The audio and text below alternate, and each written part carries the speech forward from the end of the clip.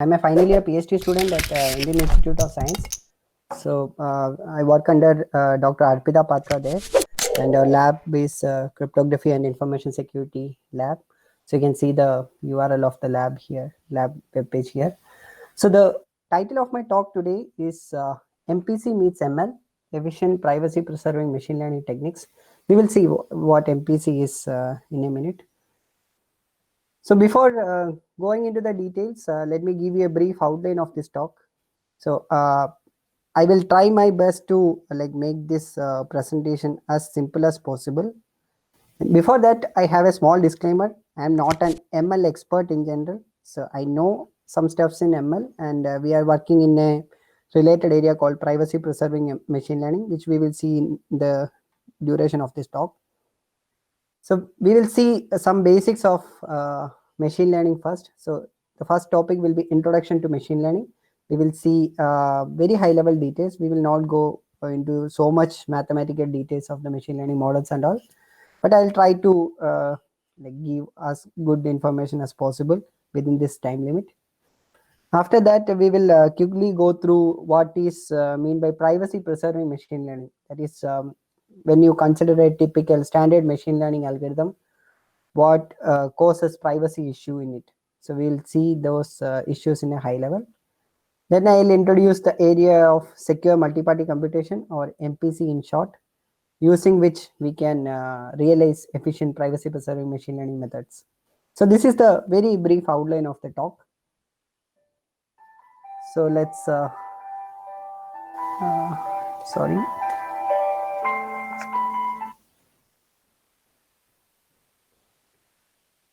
Sorry for the interruption.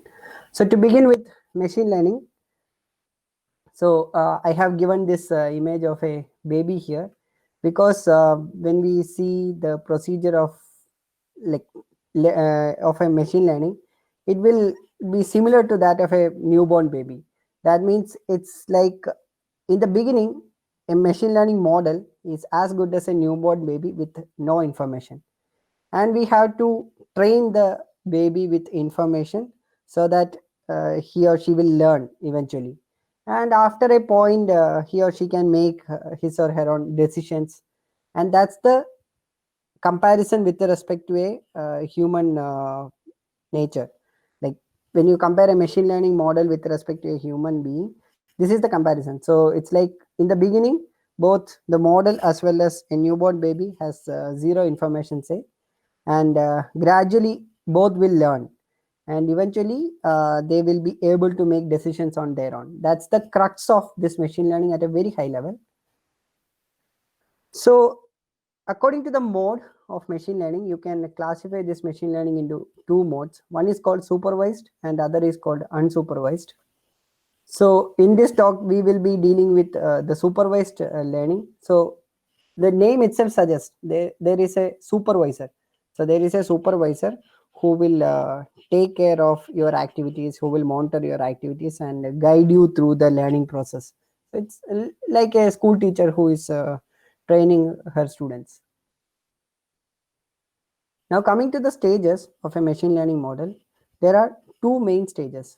The first one is called a training stage, where you learn and you adapt based on the information that you are having. And once you learn, then the goal is prediction. So, in prediction, what happens is using your knowledge that you have learned so far, you can predict the output of a new input that we will see in the remaining slides. But on a very high level, these are the two stages of a machine learning.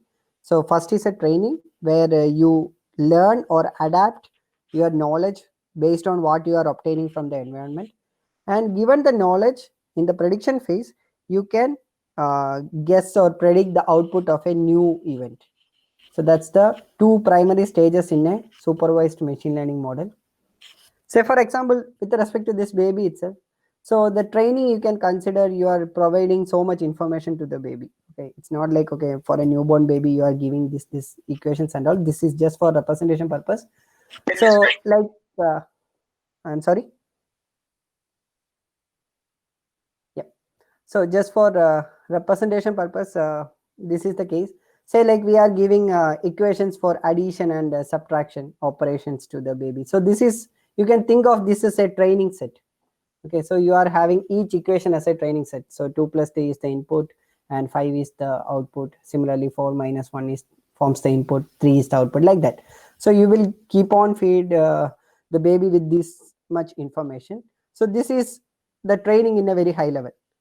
Now, once the baby learns all these equations, using this knowledge, he or she should be able to predict for a new question or like a new input. So in this case, it's 1 plus 3 minus 2, because he or she knows the basics of addition and subtraction. So with that, he or she should be able to guess the output of this function. So this is the training and prediction in a very high level. And there are tremendous amount of ML algorithms in the recent literature. We focus on the main ones here.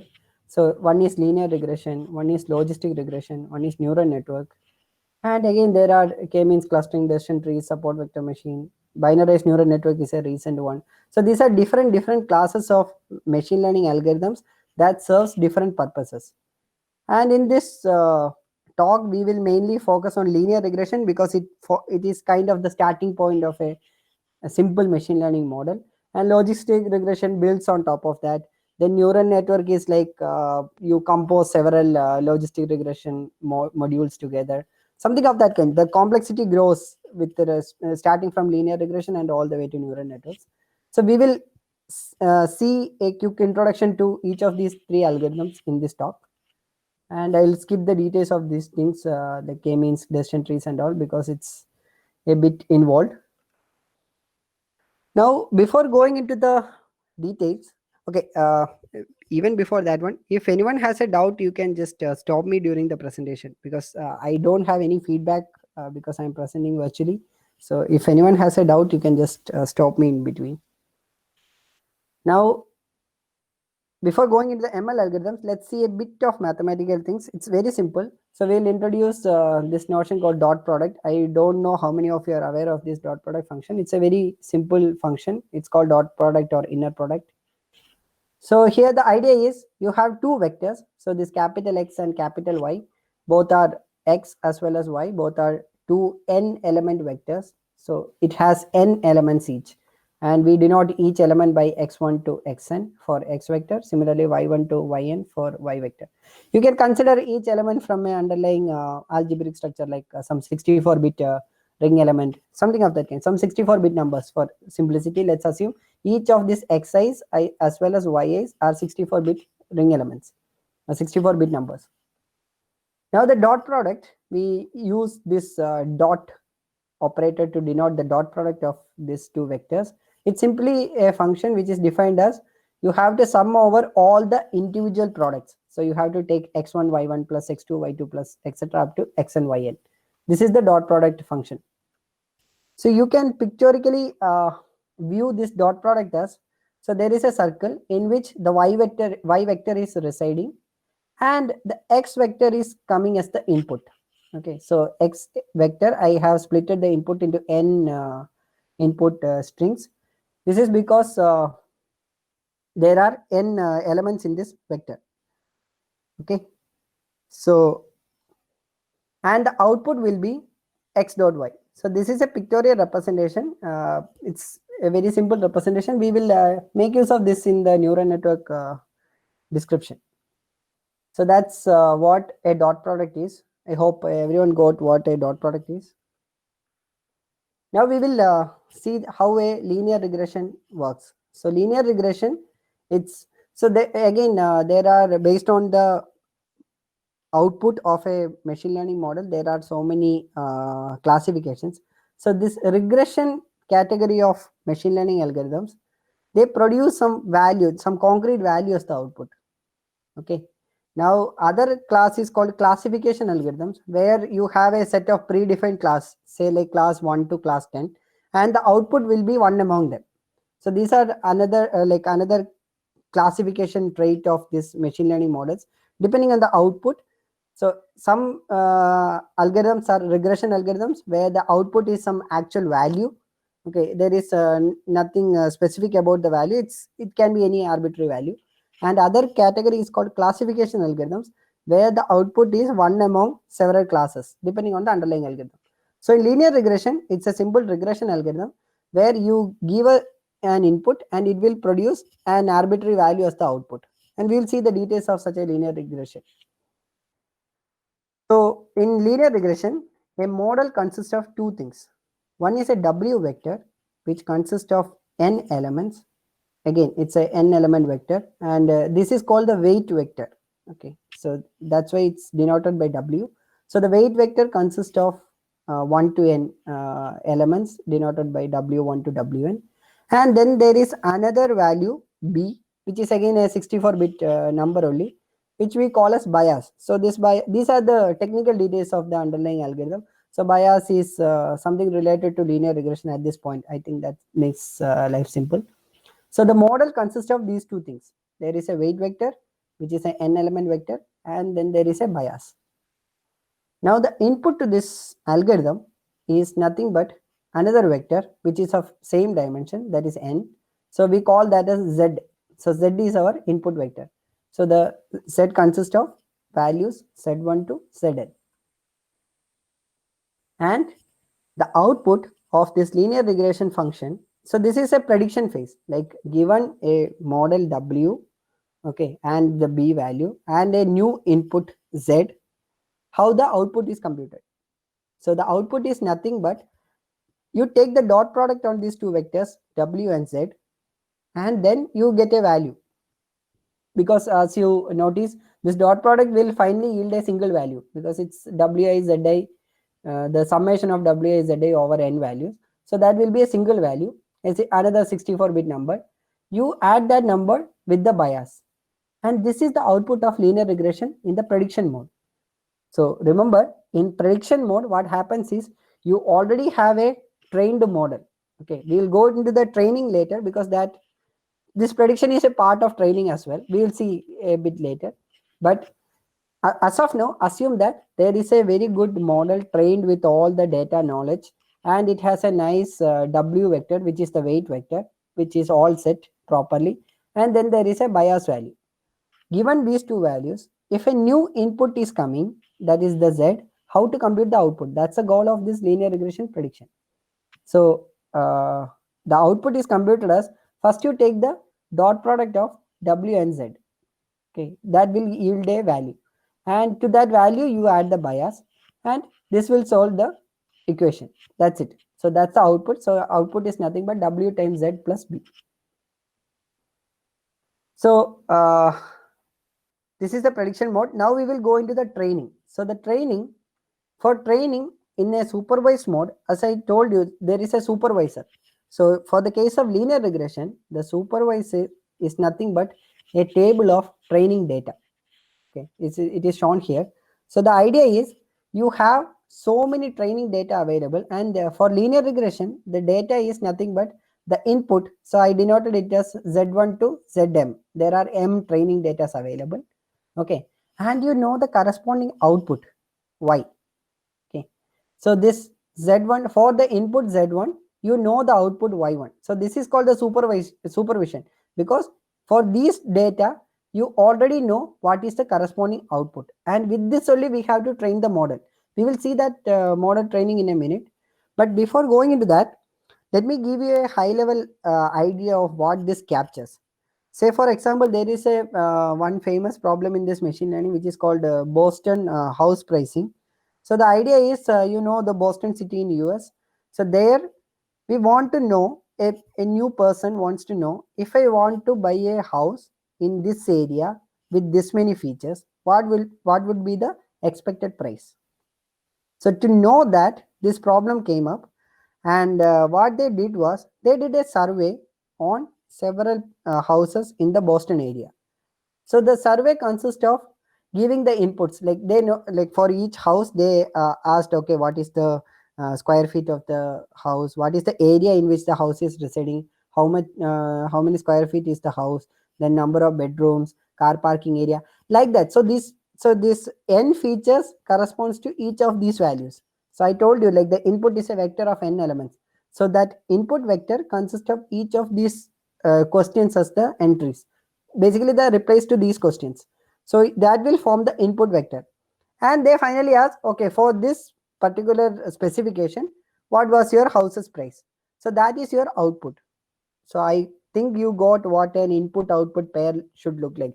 So the input output pair, the input part consists of these features of the house. That includes the square feet, parking area, number of bedrooms, kitchen, all those stuffs. Okay, whether it's close to the road or is it far from the road. So many questions can be there. And finally, the output is this is the price of that house. So this forms the training data. So like that, they conducted a survey on several houses and they got this training data table. Okay. With this training data table, they are going to train a model that we will see in a minute. And once the model is done, what we will do is we will now give a new input vector. That means I want a house in this particular area with this much square feet and this many bedrooms. Like that's my specification. And I want to know what is the expected price. It may not be the real price, but we want to know the expected price, because if it is within an area, the cost of these houses with similar specification will be same. So that is the idea. Now remember, here it's not like I am kind of memorizing this table and when I get a new value, I am just outputting by looking up into the table. That's not the case. That's the primary difference of machine learning algorithm. So machine learning algorithm, it is like it is learning the thing, and based on the information it is predicting a new value. It is never like I am getting a new input, I will look into my memory and I see like, okay, such an entry is there, this is the price. It's not like that. There are cases where the new input is not even part of the previous training data. In such scenarios, you want the actual output of the function. Now, given the training data, what we will do is, so the first step is weight initialization. So as I told you, in linear regression, the model consists of two things. One is a weight vector and one is a bias. Now, in the weight vector, what happens is, this is just for a illustration purpose. I am initializing all these weight vectors to the value 1. Okay, in reality, it is not the case. There are statistical heuristic methods which can assign proper weight values to these vectors. I'm not going into the technical details, but as of now, assume that every weight is assigned a value 1. So that means the weight vector has n elements, all are 1. Okay. Now, in the forward propagation, that's the next stage. So after weight initialization, the next stage is called forward propagation. So in forward propagation, what you are going to do is, you have now a weight vector with all values as 1. From the training data, you take the first input output pair. So that means you are taking Z1 and Y1 as the input output pair. You give the Z1 to this function. So this is the overall linear regression function, right? W times Z plus B.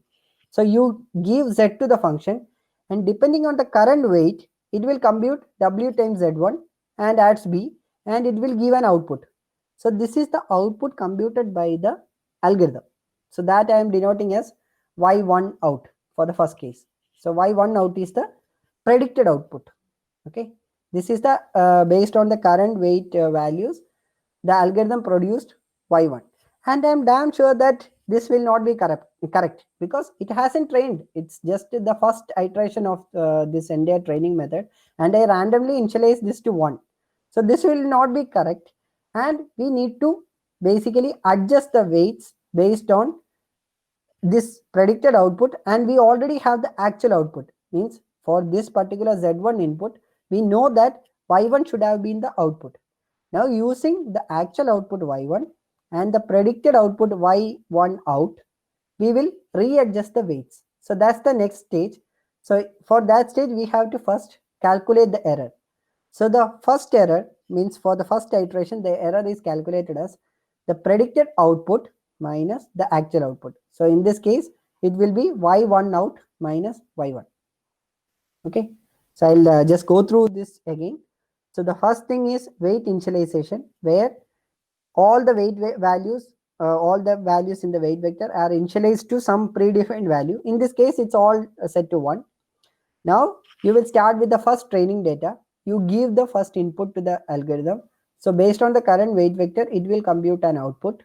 So that we are calling it as y1 out. And you already have the actual output y1. So y1 out minus y1 will give me the error in this computation, because I know. So this is the supervision part.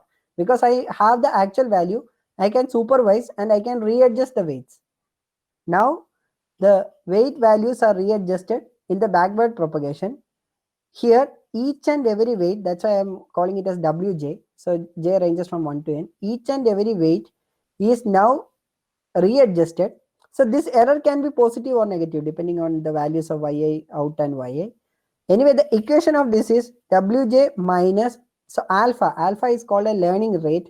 Usually that's some fraction depending on the underlying algorithm. It can be 0.5 or 0.1, some fraction value. So you basically update each of the weights with this error amount. So if the error is large, that means when you multiply alpha times error, that will also be a large value, and each of the weights will be adjusted by that much amount. So this is called the backward propagation. So in forward propagation, you give the input, you obtain one such output, and then you calculate the error. And in the backward propagation, you basically readjust the weights using the error and a learning rate. So this is the overall idea of a linear regression training. Now the question is, how long will you keep on doing do this procedure? Because after this one, you will now start with the second entry in the table, Z2 Y2. Now note that the weight vectors are not initialized to 1. Now you have the new weight vectors. So this steps 2, 3 and 4 will be repeated. Okay, weight initialization is done only once, and after that step 2, 3 and 4 will be we keep on repeating this 3 steps. So Z2 is there. You feed in Z2 with the new W vector after this updation, and it will again compute a Y2 out value, and you already know Y2, and based on that you compute the error, and again you keep on updating. So this procedure, once you uh, like process the entire training data, it is called one iteration. Like one iteration of the full thing is over. Okay. Now once the first iteration is over, you have gone through each and every entry in the training data. Now you will start with the second iteration. Again, weight is not initialized, it's the latest updated weight. And after that you will start with the second iteration, and in this recently updated model you will again feed in Z1. When you feed in Z1, it will now compute another Y1 out, okay, in the second iteration. And since it has adapted, most of the case what happens is, earlier for the first iteration it already produced a Y1 out, and this time it will produce another Y1 out, and this time it will be more close to the actual value. Like this, we will keep on repeating until and unless this error for all the entries in the training data is within a limit. So I will say like, okay, the error can be at most 1 unit apart. That means we will stop at a stage when I give this whole set of Z1 to ZM outputs for all the cases. The I out value is basically 1 unit apart from the actual yi value. So this is kind of one heuristic to stop the training. And there are several other heuristics. Like, this is a very simple explanation. In reality, you are not processing one at a time. In fact, you use something called batching, where you take a batch of B values at a time and you will readjust the error and all. I'm not going into the details, but this is the overall idea of a entire linear regression training algorithm. So if anyone has a doubt at this point, you can ask now.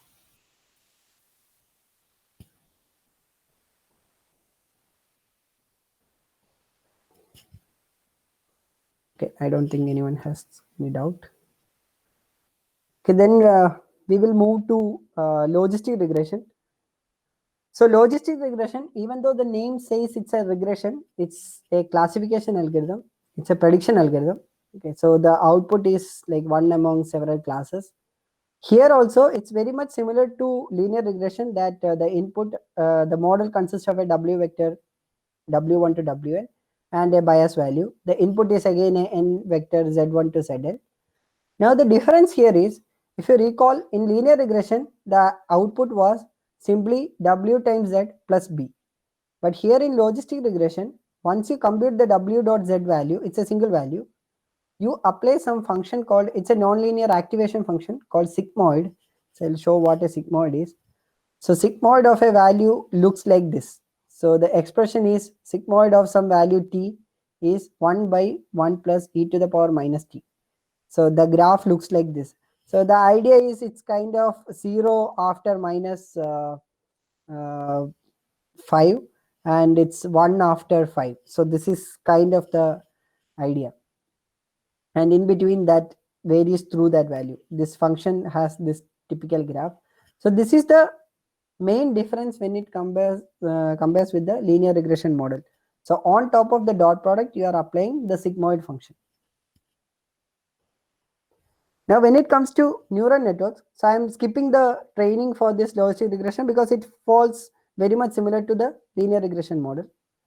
Now, when it comes to neural networks, so here we just saw one node, okay, just one node where that's the W node, and you were having an input Z value, you compute and add a bias, and that's it. Now, in a neural network, there are several layers consist of several nodes. So that's the idea. Because as the network gets more and more complex, it can learn more information. That's the catch. So it will have an input layer where the input nodes will be feeding. And then there is a hidden layer where there are several such nodes.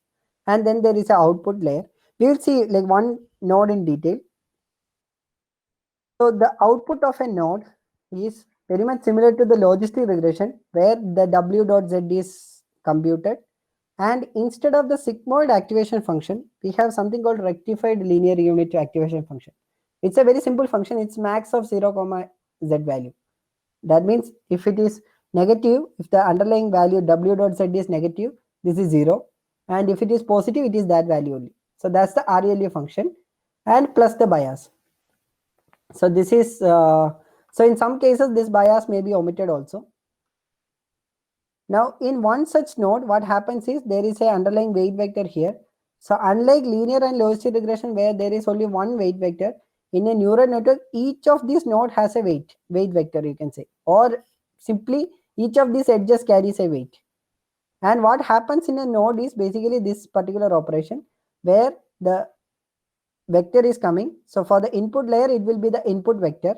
Now for this layer, it will be the, like, this node may be connected to this particular node. So these two comprises of the input for this one. But a general structure is at any node, there will be a vector associated with it, and there is an incoming vector. You compute the dot product of that two vectors and apply ReLU function. That is the output that is going to the next layer. And this keeps on propagating, and the backward propagation is very much similar also. So the only thing is it is comprised of several such sigmoid blocks you can think of, with the exception that the sigmoid is now replaced with ReLU function. Now we will go to, so I think this gives a very basic introduction to the machine learning part. We have seen a simple linear regression, logistic regression, and neural network model. Now we'll see like what do you mean by privacy preserving machine learning. So in machine learning, we are here I am depicting on the basis of a machine learning prediction. So this machine learning prediction, if you see, there are many tech giants who provide this machine learning as a service, where say for example Amazon has its Amazon AWS machine learning service. Similarly Google, Microsoft, they all provide, where you can register for the service, you pay money, you create an account, and say like it is for some particular purpose, say like maybe cancer detection, something of that kind, where you feed in an input, it will compute the output and give back to us. Okay, and for that they have trained their model with several data sets and optimizations.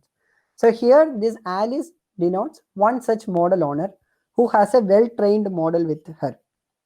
So she has a well trained model, that means the training is done with a lot of data.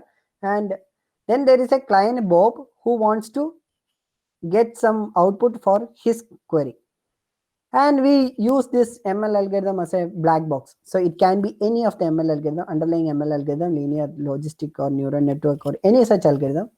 A general a high level overview of this is, this model owner will give the model parameters. So depending on the underlying algorithm, what all model parameters are there, that the model owner will provide to the ML algorithm. For linear regression, it will be the weight vector and the bias value. So the weight vector will be fine tuned after several iterations. So the recent updated weight vector and the bias value will be the model parameters. And for the client, he will give the query. So this query for the case of linear regression will be the Z vector. So he has a new Z vector, and the ML algorithm will compute the underlying function and give back the result. So this is a typical machine learning algorithm in a very high level. Now the question is, what happens to the privacy? Say for example, this model owner is a bad guy. Okay. In that case, this client, when he provides the query, the model owner can see the query, right? Because the model owner only possesses the model information. So when she receives the query, she is getting the query in clear. Now the question is, the query can be sensitive with respect to Bob's perspective. It can be some sensitive information which is not supposed to be learned by the model owner. Similarly, for the case of a corrupt client, Bob, he can learn the model parameters basically by some jugad in querying and all. So I'm not going into the details of those attacks, but say for example, if I give the vector as all 0 but 1 1, you will kind of learn the corresponding entry in the corresponding model parameter. Now the problem with this kind of attack is, now after learning the model parameter, this Bob can act as a model owner for some other instance, and he can make money out of it. So usually these are monetized, means whoever is the ML service provider, they have invested a huge amount of money in getting a fine-tuned model, and once that is done only, they are providing the service. Now the problem is, if the model parameters are leaked to a client, then the client can act as a model parameter for some other instances. So these are the some of the problems. Now to tackle that problem, we use the idea of secure multi-party computation in our line of work. There are several solutions, and secure multi-party computation, or MPC, has shown that it can provide very efficient instantiations of privacy preserving machine learning. So the idea, before going into the idea, I'll give a short introduction to what secure multi-party computation, or MPC in short. It's an idea introduced by Andrew Yao in 1982, where there are a set of n parties with their own private inputs, and they want to compute a join function on their input. Now the two desired properties of MPC are, one is correctness. That means at the end of this computation, everyone should get the correct output. And another crucial goal of MPC is the privacy. That means they give an input to the underlying function, they get an output. Nothing more than the function output should be revealed by the computation. They may be interacting with each other, they are communicating so many information amongst themselves, but at the end of the computation, it should be the case that they only knows their input and their corresponding output, and nothing more. This is the guarantee required by the MPC protocol. Now the problem is actually very simple. If you have a trusted third party, so the trusted third party means it's a separate entity which all of these parties are trusting. Okay, in that case, what we can do is, they can simply give their input to the third party. Since everyone trusts, it's not a problem. So the trusted third party will compute the function and then give back the output to the parties. But the problem is, in reality, it's very hard to find such a trusted third party, because if you are trusting someone, we don't even have any privacy issue. So the trusted third party, figuring out such a trusted third party is the key problem. And what we use is, this MPC is basically going to model the properties of a trusted third party. That means what all security guarantees you can get with respect to a trusted third party, the MPC protocol will give you that particular features. Now in the real world, again, the problem mainly comes when some of the parties are corrupt. Okay, so we model this mathematically using the notion of an adversary who is taking into control all the corrupt parties, because if two parties are corrupt, there is a very high chance that they are communicating with each other and say like, okay, we can make a deal and we can try to break the system and all. So to model these kind of things, there is some entity called a monolithic adversary who takes control of all the corrupt parties. And based on the character or the nature of adversary, you can classify adversary into several traits. And one such trait classifies the adversary into two modes. One is called semi-honest. So the name itself suggests. So honest means he is clean, he is not going to do any jugaad. So semi-honest means it's partially honest in the sense it will follow the protocol. That means the corrupt parties, whatever we are asking them or instructing them, they will simply follow the protocol. That is fine. But at the same time, they will try to get some extra information based on what they are seeing and all. They are trying to, like, I received this message, I send this message. So based on these two messages, can I infer anything? So this is the kind of attack that semi-honest adversary is doing. And this is the weakest security guarantee. So, and this is a stepping stone in designing stronger protocols. And the next one is called malicious. Malicious means it's like we have no guarantee what these parties are going to perform. There is no guarantee that they are going to even perform the protocol steps. They can arbitrarily deviate from the protocol. Now, based in the malicious security, there are again further classification depending on what guarantee the protocol is giving. One is called abort. So in abort, what it means is this adversary can make other honest parties randomly abort during the protocol. That means they will simply stop. The adversary will make these parties simply stop. Other is called fairness, which is a slightly stronger variant, where the guarantee is if the corrupt parties are receiving the function output, then it is guaranteed that the honest parties are also going to get. So it is slightly stronger, because in other case, in abort, it can be the case that the corrupt parties got the output, but the honest parties get nothing. That is a total waste of time and energy by the honest parties, right? So fair is a slightly stronger variant where the guarantee is if at all the adversary is getting the output, that means if at all the corrupt parties are getting the output, then the honest parties will also get the output. And the strongest notion among all these is called guaranteed output delivery. That means whatever be the action of these corrupt parties or the adversary, the honest parties are always guaranteed to get the output, which is the most desired one. And the complexity of the underlying protocol increases when we start from abort to guaranteed output delivery. Now, in our line of work, we mainly focus on MPC for small number of parties because of mainly efficiency and simplicity. That means if I know like, okay, I have to design a protocol for 3 parties, I can fine tune some of the algorithms for 3 parties by making use of these facts. And simplicity means it's very efficient in the terms of the underlying primitives used. I'm not going into the details of these things.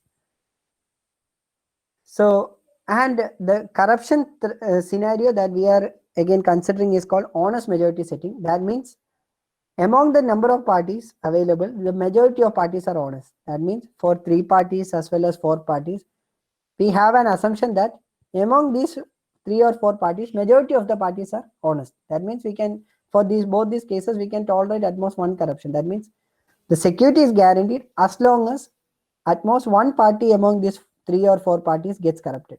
And then there are another variants where in the dishonest majority setting where n minus 1, if you have n parties, up to n minus 1 parties can be corrupt. That is another line of work.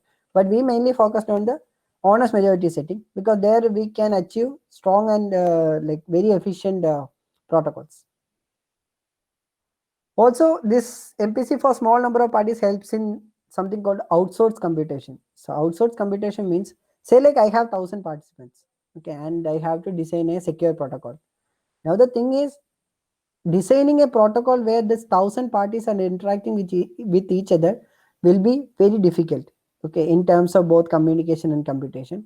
But rather what we will do is, we will randomly select a set of parties, say like 3 parties out of these 1,000 parties, and we will form them as a committee. And for this committee, these other parties will distribute their inputs. So by distribution, I mean like it will be distributed in such a way that none of these committee members alone will know the party's input in clear. It will be kind of a shared among all these 3 parties somehow. So that is one another advantage of having MPC for small number of parties. That is, if I have a MPC for 3 parties, what I can do is I can hire a committee of 3 parties and make all the parties distribute their input among these parties, these 3 parties. They will perform the computation and give back the output. So this will solve the problem of MPC for a large population using MPC for small number of parties. And we do our protocols in some setting called pre-processing model, where there are 2 phases. One is called a pre-processing phase. So pre-processing phase is like even before the actual computation starts, the hired committee or these 3 parties, they will interact among themselves and prepare some data, some material which are kind of related material. I'm not going to the technical details, but that is called a pre-processing data. But usually it is very expensive and it happens over a period of time. Say for example, it is like a mailbox kind of a service. That is, if I am one party among the computation parties, what I will do is I will prepare my content and I will send to other party and I will then go offline for some time. The other party, whenever he or she is available, it will come online and then perform that computation with respect to her part and then sends to other party. Like that it will go. It's not like, okay, all the 3 parties are together online and then they are computing. It's like it happens in a offline online mode and it happens in a like period of time only, and it's relatively slow. And with this data, once this data is set, we will be having an online phase. So the online phase, the goal is when the actual data comes in, we should produce the output as fast as possible. So that's the idea of this pre-processing model itself. Now coming back to the same question, we want the privacy in this machine learning algorithm. Okay, so if we run the machine learning algorithm in Clear, as I told you, there are privacy issues, and the solution is, now you know both the things. There is MPC side and then there is ML, and what we want is the MPC meets ML. I have shown this Apple and Android because it's a long-term debate which one is better. Both has its merits and demerits, and we want basically the best of both worlds. So that's the overall idea. So instead of running the ML algorithm in Clear, we use a MPC variant of the underlying ML algorithm, and that is what we are currently working on. So earlier there was a single ML algorithm where the model owner and Bob are interacting. Now it's like there are a set of 3 servers. For the case of 3PC, there are a set of 3 servers where the model owner distributes the model parameters and the client distributes the query. Sorry. So the distribution is done in such a way that none of these 3 entities in this 3PC computation will learn model parameters as well as query in Clear. They will have only one share of this thing, and using the underlying MPC protocol that we design, they will perform the computation and they will compute the output in a shared format. And the shares are given to this Bob, who can simply add up the shares and get the final output. So here the idea is the privacy is now like maintained, because Alice or the model owner is not even seeing any of the query in Clear. Similarly, Bob is not seeing the model parameters in Clear.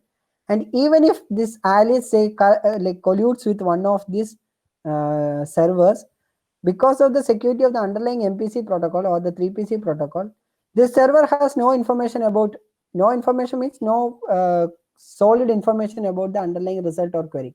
So even if this party colludes with the model owner, they cannot learn the query in Clear. So that's the overall idea. So that ends a very high level description of this MPC and ML. Even though I told you like we have to design this algorithm for the machine learning, when it comes to the machine learning part, there are so many other hurdles to clear. One is called, again, as I told you, the dot product forms one of the main ingredients of this computation. So we need to compute the dot product in an efficient way. Efficient way means we need to minimize the amount of communication required among these 3 parties and all. Then there is something called secure comparison, where I need to securely compare 2 values, because this comparison forms one key operation in this ReLU and sigmoid activation functions and all. Then when it comes to the actual machine learning algorithm, the inputs are not some 64-bit numbers. There will be some decimal values like 1.23 or 3.56, something of that kind. So we need to somehow embed these values into the system point of view, because when it comes to the system, it's a some, if it is a 64-bit system, it's 64 bits. So we need some method to embed this kind of decimal values into a 64-bit system. Similarly, there are several other small primitives which needs to be tackled very carefully to get a final efficient MPC protocols. And I don't think you will understand these things. So these are basically some of our results in this 3PC and 4PC, where we considered the training and inference phases of several machine learning algorithms. We started with, as I told you, like the semi-honest model. Then we gradually moved to the malicious with the fairness guarantee. And recently we moved to the malicious setting with the guaranteed output delivery case with very minimal communication and computation overhead. So this summarizes the result. So I told you, like, our lab is cryptography and information security lab. So this is the lab URL, csa.iac.ac.in/chris, where you can get the resources for each of all these things. And we have tried our best to add a lot of resources to this lab website. For example, in the landing page itself, you can see like a useful links where beginner's guide to cryptography is there. And then there are so many papers, resources, tutorials, everything is available in this section of that landing page. And these papers and all, you can just go to research tab and see all these papers, its links, presentations, all these stuffs. And I think with that I am done. So if you have any questions, you can ask me now.